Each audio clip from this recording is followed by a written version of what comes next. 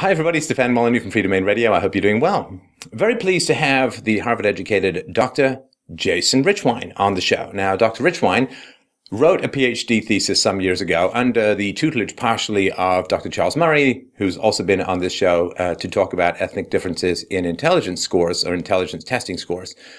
And Dr. Richwine examined Hispanics coming into America and found, of course, the first generation scored relatively low on intelligence tests relative to the people already living in America. Of course, lots of reasons as to why that may be the case. Second generation did better than the first, but the third generation did not maintain the gains of the second. And so this makes a very, very big challenge towards the issues of immigration, multiculturalism, integration, and so on.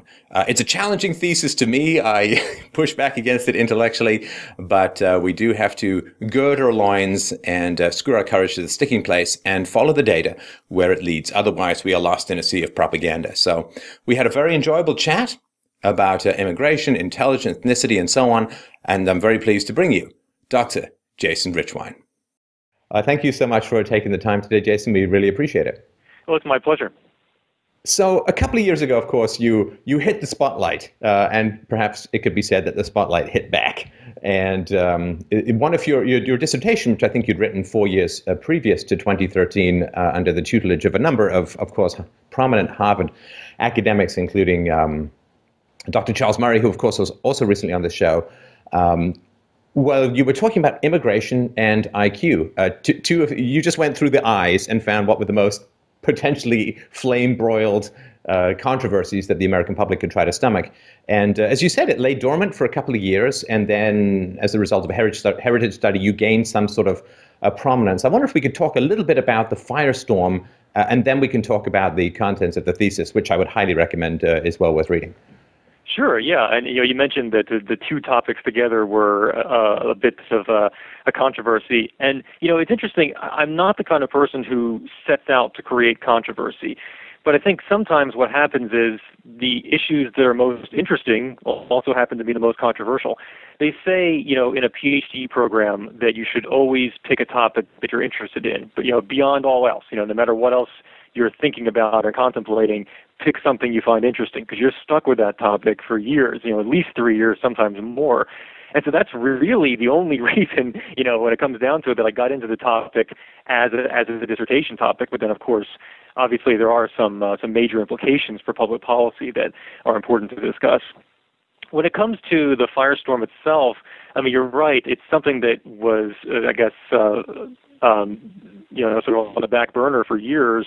And then when we came out with a completely unrelated report on immigration for the Heritage Foundation, there were a lot of people lining up against that report. The people who were for this bill, the bill in Congress at the time, was mainly an amnesty for the illegal immigrants who were currently in the country. There's a lot of different interest groups lining up for that bill, and they realized that the Heritage Foundation was really the only major organization that was going to stand in their way. And so what happened was, even before we came out with that report for Heritage, it was already being attacked. So it's remarkable how that worked. And of course, the discovery of my dissertation was just perfect for that group of people. I say discovery, even though it's not really the right word, because it was never a secret to anyone. I've spoken quite openly about these topics throughout all the years I've been in Washington, D.C., since graduation as well. But I really underestimated the extent to which people would try to use that as a way of implying that I was some kind of secret racist or some other kind of horrible person. But I guess that's just the way politics works these days. And we can talk more, I guess, about how these witch hunts have really infected the way we talk about policy and how we can hopefully turn a corner on that and start being able to have some more open conversations. Well, I mean, it sort of reminds me, going way back in the day, the sort of Copernican revolution, the heliocentric model of the solar system, that did challenge some special interests, to put it mildly, at the time, and there was that kind of persecution. And if you look back, of course, to Bernstein in the 70s to Rushton to people, of course, Murray and Herrnstein in the 90s, there seems to be this repetition where any question of ethnicity and intelligence, it erupts. Everyone is like freaking out completely as if they've never heard it before, although within the consensus, my understanding is the consensus within the technical discipline is fairly clear. And then it vanishes. And then a few years later, it comes up again as if it's never happened before. And there's the same shock and appalling and witch hunt and all this kind of stuff. And then it vanishes again. And we're sort of kind of in a lull at the moment, I think, although you could argue that Donald Trump's candidacy might drag this stuff to the forefront again, because, of course, he's talking about immigration so consistently. But there's this weird repetition with the same thing, that people to pretend to be shocked every single time. That's exactly right. Exactly one of my major concerns as well. I wrote about this in an article for Politico called "Why Can't We Talk About IQ?" If there's anyone out there listening who really, really wants to read the one thing, the one good article I wrote, or I should say the best article I wrote in response to all this, that would be it for Politico. But yes, you're right. It's something that I think a lot of people just don't want to believe. I can understand it to some degree, that there's a feeling among the people unfamiliar with the technical literature but are nonetheless intellectuals in a sense. I'm talking about journalists or scholars in other fields who are naturally uncomfortable with the idea of intractable differences. And I'm not even talking about between groups, even just among individuals. The idea that some people are funnier than other people, or some people are smarter than other people, some people are more athletic than others. That is difficult for people to accept, because we would really love to think that just hard work is enough to generate accomplishment. But really it's not. You have to have hard work and a lot of innate ability to do the kinds of things that people would like to do. And because that's difficult for people to contemplate, it doesn't fit well into their worldview, they tend to just forget about it.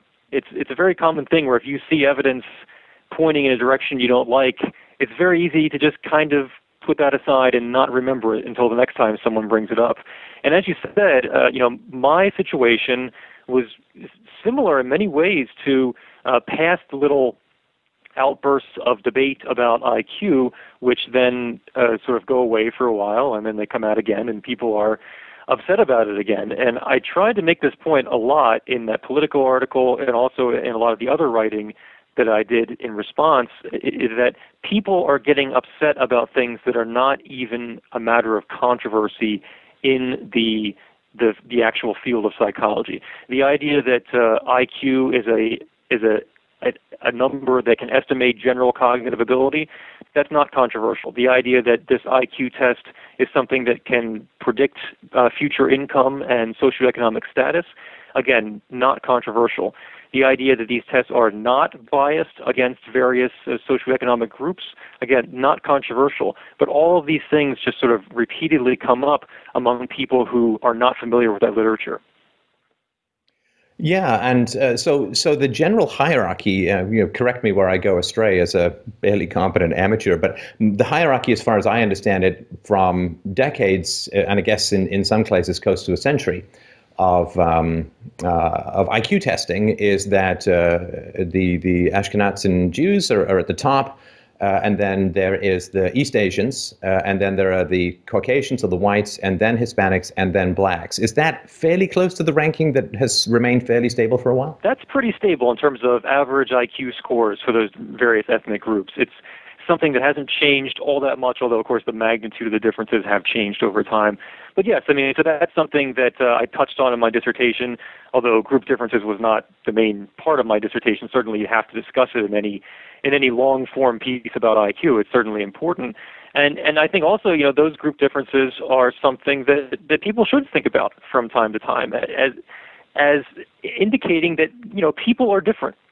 Groups of people are different, and the idea that any time there's any kind of socioeconomic disparity between identifiable groups, no matter how you're doing the identification, whether it's even by ethnicity or even sexual orientation or any kind of other identifiable group delineator, the assumption that must be due to the predations of the majority group or some kind of discrimination is quite wrong.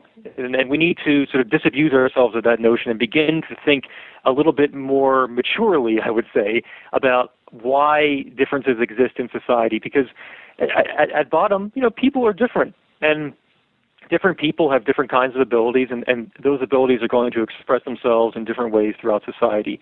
And I think we could have a much more peaceful and cooperative society, in fact, if we just relaxed a little about these outcome differences and accepted the fact that some of these things are just going to be natural.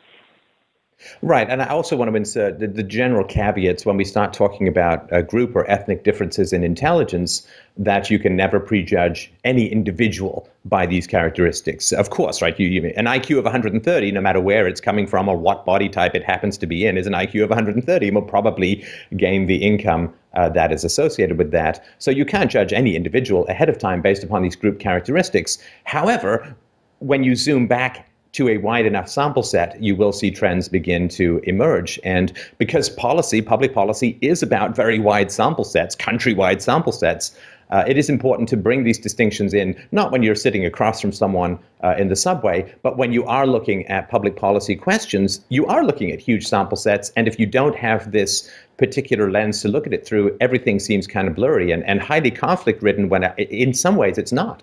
That's exactly right, and I would agree with everything you just said. It's when you're talking about individuals. I mean, of course, we always want to judge individuals based on who they are as themselves. The idea that we would resort to, a group average about that person, you don't have to do that if you have enough information about them to know who they are as people. And so when I talk about the importance for public policy of group differences, which is one part, not of course the whole study of IQ by any means, but it's one part of it, it's really only from that top-down perspective when you say, okay, we seem to see these differences emerging. It doesn't really matter what country you're in or what state or even what school district, these differences seem to be emerging. And do we want to always blame that on some kind of social disparity, or do we want to begin thinking about that as something that's just natural for what happens when you have different groups of people living together? And I know that a lot of people listening are probably going to say, well, that's so pessimistic, that's so bleak an assessment, but I strongly disagree. I think that, as I said, the key to living peacefully together, because after all, the United States is a very diverse nation, and that's not going to change. So the key to living peacefully together is beginning to just accept those differences, treating people as individuals, and not immediately blaming one group when another group does not do as well. Well, and that, of course, is a challenge. And I grew up in a very sort of multicultural, positive environment, and I'm still very much behind that ideal. But it is never profitable to reject empirical data and empirical reality. I guess politically it might be profitable in the short run, but as far as social cohesion and actually getting along, it's kind of it's a very negative thing to kind of reject this information, because I think that there is a lot of sensitivity, and rightly so. So if you say, okay, there are these different group differences, these ethnic differences in general intelligence on average, then people say, well, okay, but then the people who may come up a little bit short on average are going to be very upset. And of course, I think everyone's sensitive to that, of course, right? But the reality is, if these differences are real, and again, the data seems to show that they are, someone's going to get upset. Someone's going to have to get upset. Because if we say everyone's equal, then only group disparities will be blamed on white racism, in which case we have everyone and their dog screaming racism at white people, which is not that much fun for white people. So someone's going to get upset, and I'd just rather we go with the data rather than what's politically correct. Yeah, I hope that people ultimately would not be upset by it and just sort of learn to embrace the diversity of the world. And this is a sense where diversity, I think, is something that we have to accept. And that I would also point out that certainly there are some indicators like intelligence where you would say, well, I would like to be more intelligent rather than less. But there's also a lot of personality traits where it's not even clear what is necessarily good or bad. You wouldn't line up aggressiveness necessarily on a good, bad continuum, because, there's some combinations can work better than others. And so when you're talking about the vast set of personality characteristics that we might measure or at least be able to think about, to be able to say, well, gee, this one set is good and this one set is bad, I don't think of it that way. I think of sometimes as just low versus high in various types of personality traits. And so once we accept that that is going to, those differences exist, and that IQ is but one part of that larger set of differences. I don't think anyone should really be upset about that. Sometimes it's easier to think about this outside the context of the very fraught history between whites and blacks in the United States, and think maybe more about the difference between, say, East Asians and white Americans, where, very few people are going to blame Asian Americans for their greater average socioeconomic success compared to white Americans. It's something that Asians tend to be very good at. They tend to be very good at academics. It's a stereotype, of course, but stereotypes oftentimes are just an expression of an average characteristic of a group. And so there really is not that much tension between whites and Asians in America, despite the fact we have these socioeconomic differences. And it's my dream, and maybe it's just a dream, an idealistic dream, that maybe all group differences could be treated just like the white-Asian difference in America someday. Right. No, I certainly think we can hope for that. So we want to dig in a little bit before we get to your focus on Hispanics and immigration. Just for the audience who's not that familiar, and sadly, it does seem to be quite a lot of people, that we have a pretty intelligent audience. So I wonder if you could just break down IQ, and in particular, the G substrata of the IQ testing, because a lot of people think, well, there's EQ, and there's a whole bunch of multifacets to intelligence and so on. But that does seem to see sort of like if these different testings of the planets, there is a sun around which they orbit, which seems to be very consistent. I wonder if you could help people understand that a little bit. Sure. I mean, it goes back to Spearman, sort of the first psychometrician back in the early 20th century, who noted something that, maybe in retrospect was kind of obvious, and that is that if you give people a big battery of tests, 10, 12 different tests, all of which test mental ability to some extent, but are seemingly very different in their content. Maybe you have a vocabulary test, and then maybe you have a math test, and then maybe you have a test where you have to rotate three-dimensional objects in your mind, then maybe you have something about musical ability and so on. You have all those different tests, and what Spearman found is that scores on those tests were fairly highly correlated, so that if you had a really good vocabulary, you also were pretty good at doing algebra, and you were also pretty good at rotating three-dimensional objects. Now, of course, the correlation wasn't perfect by any means, but it was high enough that he thought there was something else going on there. And what he found was that you can, using factor analysis, which is a mathematical process to sort of isolate the factors that most explain the variance in these tests, he found that there's something that he called G, the general mental ability factor, which underlied a majority of the variance on these tests. And that's basically the birth of the IQ test, is the attempt to measure G using a full-scale IQ score. And the more tests you have, the more subtests you have of different types of content, the better you can estimate that G. And so, as I said, that really kind of took off as a psychological tool. And certainly, I think it's important to emphasize that no one should be an IQ determinist in the sense that if you have a certain IQ score, then we know exactly what your life is going to be like.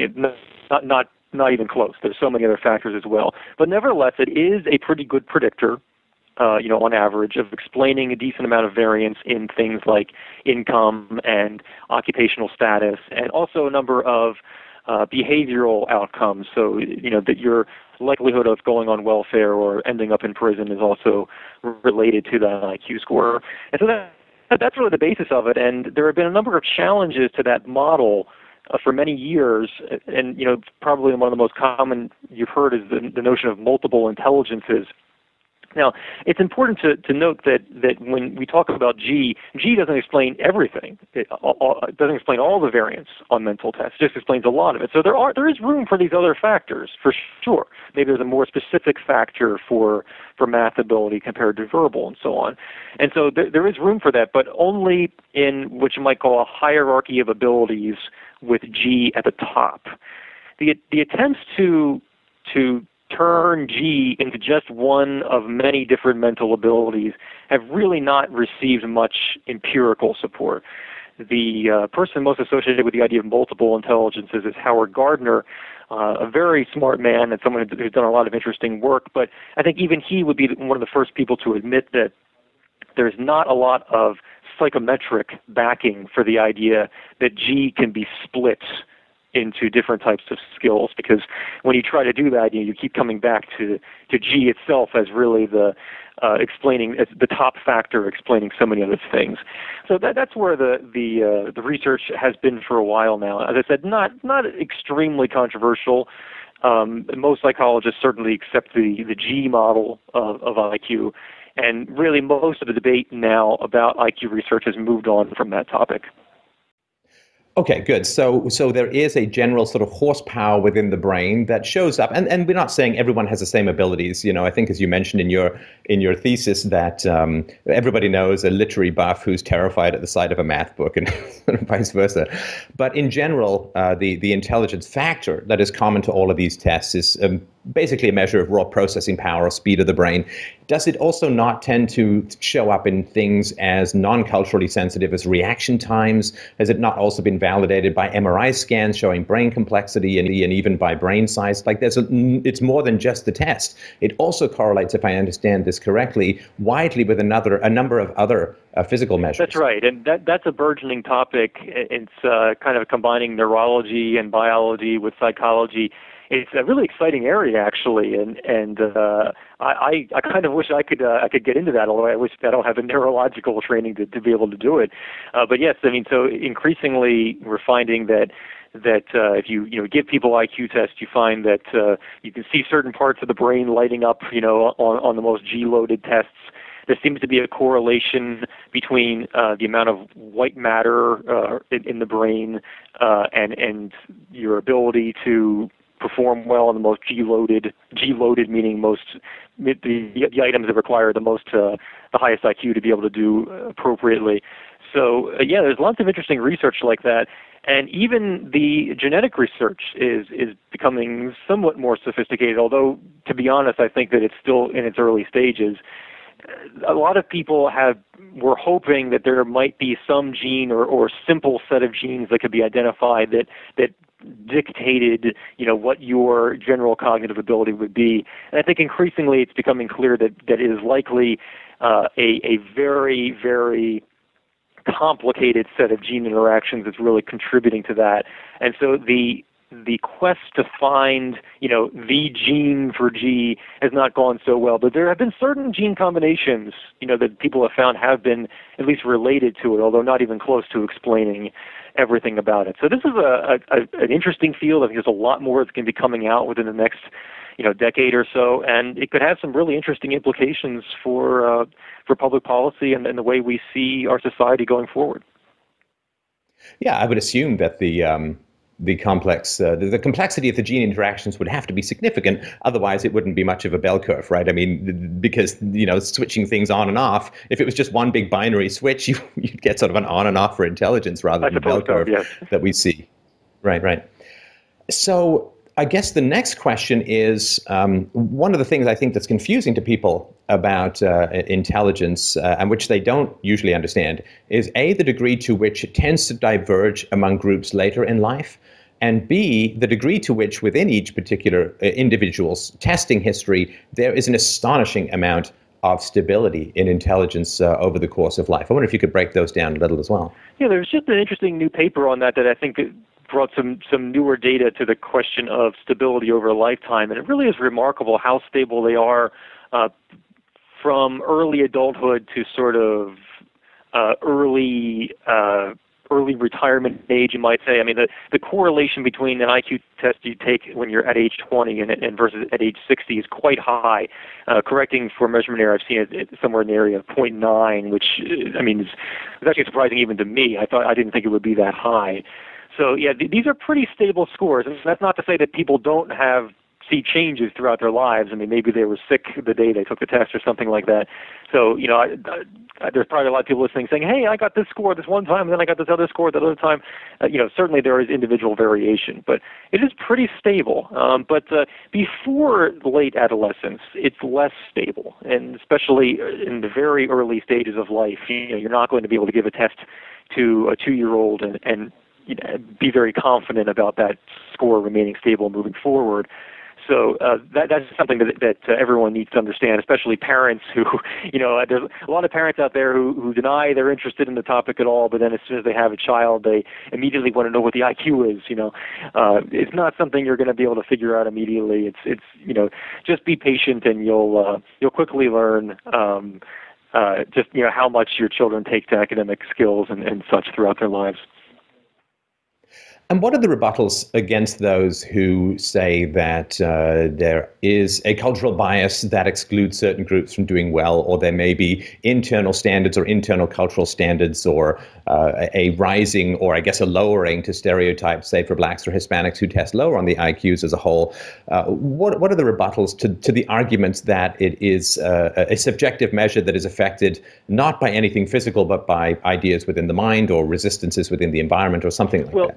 There is a huge literature on test measurement, and a lot of times people who level the accusation that tests are biased because they're written by white men supposedly and so on, I don't think are actually aware of the fact that this is something people have been thinking about for 100 years. And so, even leaving race aside, if you think about, are tests biased against the poor versus the rich or something like that, there's a very vast literature on that. And just to sort of give you a couple points on that, one of the most basic measures of test validity is to correlate the test score with some other measure that would be supposedly related to it. So if you're thinking maybe about SAT scores, that's oftentimes correlated with the GPA in your freshman year of college. So you might ask, okay, if the SAT is biased against the poor, then maybe the correlation between your SAT score and your first-year grades would be different for the rich and the poor. But in fact, it's not, or at least not significantly so. And in fact, if anything, the SAT tends to overpredict the first-year GPA for poor students, which means, if anything, it's actually biased in favor of the poor group. So that's one way of looking at it. There's also a number of different ways of looking at what might be called an internal validity of a test. And to do that, you can look at the individual items on a test and correlate those with your overall score. So you can try to find certain items that may not be acting in the same way they do for different groups. So maybe for men, maybe a particular item that men find easy, women find really hard, and the difference is greater than the overall difference on the test, then you might say, okay, well, that item maybe is biased, against women. And again, it's important to understand that these sorts of things are tested for. This is one of the reasons why the SAT has the experimental section, the part of the test that doesn't count, but they use for further research and for future test items, where they can, you can remove those types of items if they're causing problems, and you can get to a point where you find that all the items are functioning basically the same way for all the different groups that are involved. So I would just say that for people who are sure that cognitive tests are biased, I want them to at least acknowledge that there is a huge literature out there that is expressly aimed at removing bias from these tests. And to really continue to assert that bias exists, you'd have to come up with a number of sort of convoluted stories to explain why both the external validity, in terms of predicting other outcomes, and also the internal validity seem so strong. Right. Now, as far as what is desirable within a society, and of course, we're not these giant monsters who can make societies at will. So we're just talking about what is preferable as a whole. I think it's fairly safe to say, of course, can contradict me where I go astray, but I think it's fairly safe to say that high IQ is better. I mean, we try not to think of IQ as directly associated with moral standards. I mean, there's a certain amount of determinism then when you start to shave down the numbers. But as far as I understand it, when the studies are done, people who have higher IQs tend to be more law-abiding, tend to tell the truth more, tend to be more economically productive, tend to stay out of trouble more, tend to just be better neighbors. As a whole, higher IQ for a society is preferable if you have the choice. Yes, I think so. I mean, it's hard to argue with that. I mean, and as I said, I mean, just if on an individual level, if someone said, "Would you like to be smarter?" Most people are going to say, "Yeah, well, I would like to be smarter." Sure. I mean, I'd like to go right up to the crazy envelope. I suppose I'd like to maybe. be just like I want to fly as fast as I can before the airplane breaks up mid. Right. I want to be as smart as I can before I go insane. Take me to the insane level and then take it back a half a point, and I'll be great. Well, I don't know. That might be a bit extreme. I have thought about this before because I've heard people. It's one of those dorm room conversations that college kids have. It's like, well, how many IQ points would you give up to be, 2 inches taller? It's questions that I have difficulty, even contemplating really. But I sometimes I worry that when you're talking about mental abilities, all of that sort of factors into your personality. And so if someone said, would you like to have 5 more IQ points? I say, sure. But, if someone suggested making a radical change, if someone wants to, make me Stephen Hawking, I'm not sure, actually, just because I wonder if I would continue to be myself after that. I know this is probably getting overly philosophical for you, but that Oh, no. I mean, it's the Aristotelian question of essence, right? How much of yourself can you change until you're no longer yourself? And I think IQ is definitely one of those things because IQ, to my degree, is sort of like being able to see a little bit further over the horizon. And so there are benefits to having a high IQ for sure. On the other hand, you are tortured by things that most people don't even know exist. So there is, there's a balance, as you know. Right? That's true, and actually the relationship between IQ and suicide, is a positive one. And, the people who are most likely to commit suicide are East Asian countries. So you don't have to have a high IQ to be happy by any means. And sometimes, as you said, having a high IQ can make you depressed about things you otherwise wouldn't be depressed about. So these are complicated things, and I think most people, regardless of where they stand on any of these personality traits, can live very satisfying lives, and I don't think should ever be envious because, as I said, I mean, all this goes into who you are. I mean, to think of it another way, imagine someone said, well, would you like your sense of humor to be raised by 10%? And again, well, I think a sense of humor is a good thing, but how much are you changing me if you're doing that? So, I'm okay with me. I'm not perfect, but I like me, and I think most people have the same kind of feeling about themselves. And so, I think the best thing to do for that is just to relax and be who you are. And I think it's important to recognize, too, I know we're wending a little bit into philosophy territory, but that's what this show's about, so I have no problem with that. But, it's sort of, to me, it's like massive athletic ability, right? I mean, I do not have massive athletic ability, but I'm glad that there are people who do, so I can watch it on TV. I don't have a beautiful singing voice, but I'm glad that there are people who do, so I can listen to great music. So the fact that you may not have a particular ability should, I think, enhance your appreciation of it. I am not a genius at inventing vaccines, but I'm very glad that there are people who did. So I made it to 40 without coughing up a lung and expiring in a mud swamp somewhere. So, the fact that other people have significantly greater abilities than you is something that makes you enjoy the spectacle of life. And of course, maybe you feel jealous or envious. We've all gone through that from time to time. But the reality is that the fact that other people have massive abilities that all of us don't have to some degree is what makes life such a wonderful spectacle. I think that's right, and I think there's also a point to be made about people remaining humble about their own abilities by seeing real genius. And so I think it's particularly important. I think for gifted kids, especially who sometimes go through school for a while, not being challenged, and they think they're on top of the world. And it's always good for them to hit their wall at some point, and they realize, hey, I'm not really such hot stuff, and I need to be a little bit more humble and a little bit more circumspect about, the way I see the world, because there's a lot to learn, and there's a lot of people out there who have a lot of interesting things to say. I can sort of give my own personal take on that. As when I went to graduate school, I met some people who are not merely smarter than me, but are on a different plane altogether. And it was at first a little disturbing, but then I came to just appreciate it, as you said, and it helped me to realize, that there's a lot for me to learn out there, and there's always someone who can teach you something interesting. Oh, you can't be great unless you have someone to beat. I mean, the runners know that, right? They get people to run with them when they want to break a record, just so that they have someone that they can compete with. In fact, they get runners to some new runners show up who are fresh to make anyway.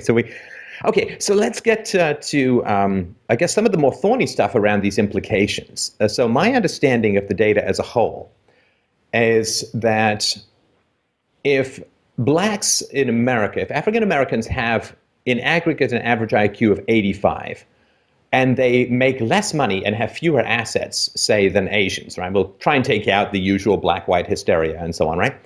So if blacks have, on average, a lower IQ than Asians, then blacks are not being paid less because they're black, because if you take any group that has an average IQ of 85, then that group would make as much as blacks on average. And it's not that Asians are being paid more because they're Asians. It's that if you take any group that has an average IQ of, say, 104, 105, 106, however it's calculated, then they would make as much as Asians. In other words, what we're looking at is income or assets by IQ category rather than by race category. When you do that, I mean, a lot of those differences either shrink or disappear, and I do think it's something important to do. There was a paper, I guess it's back in the 1990s, an economics paper that looked at that by actually using the same data set that was used in the bell curve by Herrnstein and Murray. And what they looked at is a measure of labor market discrimination against blacks, but by first controlling for AFQT, the Armed Forces Qualification Test, which was the IQ test used in the bell curve. And what they found is that if you controlled only for education in these equations predicting income, what you find is that there's a big difference. So you take a black person and a white person of the same years of education, you'll find the white person makes considerably more money. But then when you add that AFQT variable in, it really shrinks that difference a lot. And I believe, if I'm remembering correctly, that black women actually were seen to make more money than white women when AFQT was controlled. I don't think that the difference was completely eliminated among men, but shrunk considerably. And so that's an important thing to keep in mind from a labor econ perspective, which is that years of education can mean very different things to certain people. And so if you're able to graduate from high school, say, in one of those famously not so challenging inner city schools, then that's not exactly the same qualification as graduating from high school in some kind of suburban school with very high achieving parents and students and so on. And so, yes, once you have that IQ control, it does make a considerable difference. And I've tried to use that in some of my own work, sort of completely unrelated to ethnicity, but just when you're comparing groups of people, like, say, public sector workers and private sector workers, how does that make a difference? Because it sometimes does. So, yeah, it's something definitely to keep in mind. Well, and this, of course, is not to deny or minimize or obfuscate the significant racial barriers that blacks and other groups within America have faced, and in other countries as well. It's just a factor that is often forgotten. And of course, when it goes the other way, we are curious about it. I mean, I was supposed to interview the guy who wrote the book Taboo, Why Black Athletes Dominate Sports and Why We're Afraid to Talk About It. And we couldn't yesterday, Skype was down. But his book makes the argument that if you look at sort of middle distance running, then those people who come from a very small area of Kenya, the